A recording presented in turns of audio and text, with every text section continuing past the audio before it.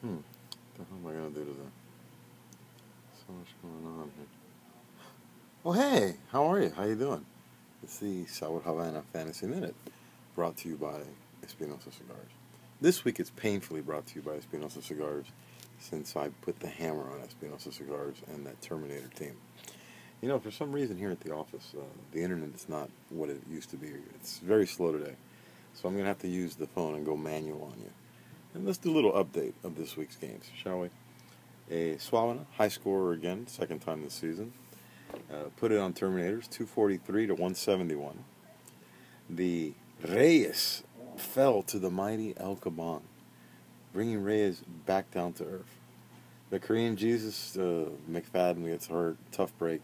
Still not enough for the Hialeah boys who get off the schneid, so to speak, after losing 3 or 4 games in a row.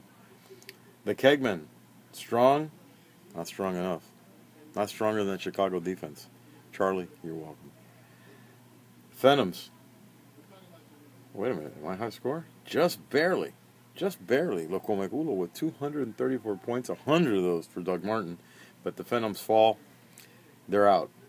And then the Green Bay Packers get by the firm of B&B, Key Smith and Attorneys. So anyway, looking at the playoff picture, shall we? Let's look at the standings.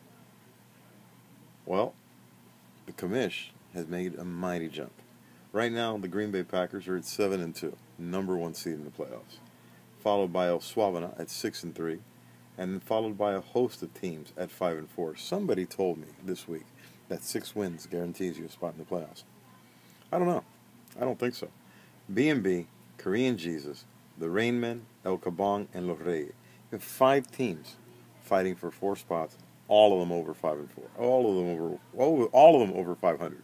And then we have 2 teams at 4-5. Locomaculo Surge with the late plunge, and the Terminators, who just can't seem to get rid of them. They just seem to lingering and laying around.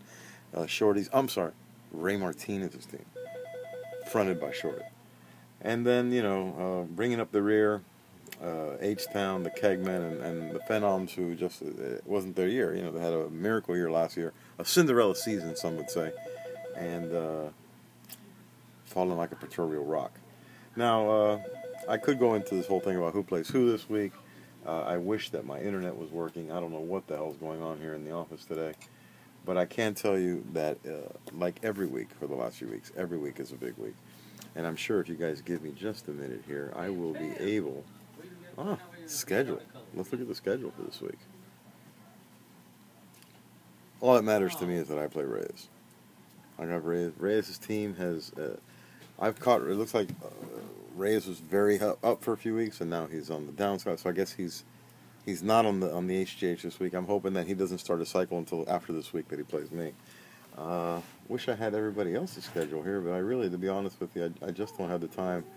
And you know what? If you guys don't know who the fuck you play, what am I? How can I help you guys? Everybody knows who they plays. I'm sure there will be a lot of talk. There's still, it's still early. We still have 2 more weeks left. But no por nada, but the commission's sitting pretty, baby. What do I... Oh, of course, this week I got to root for B&B. I don't know who they play, but I want to root for B&B because when I root for B&B, they lose. Love you guys. You guys are the shit. This is your commish. Works every day. Tired as a motherfucker. But let's go. 2 more weeks of fantasy football. Dale.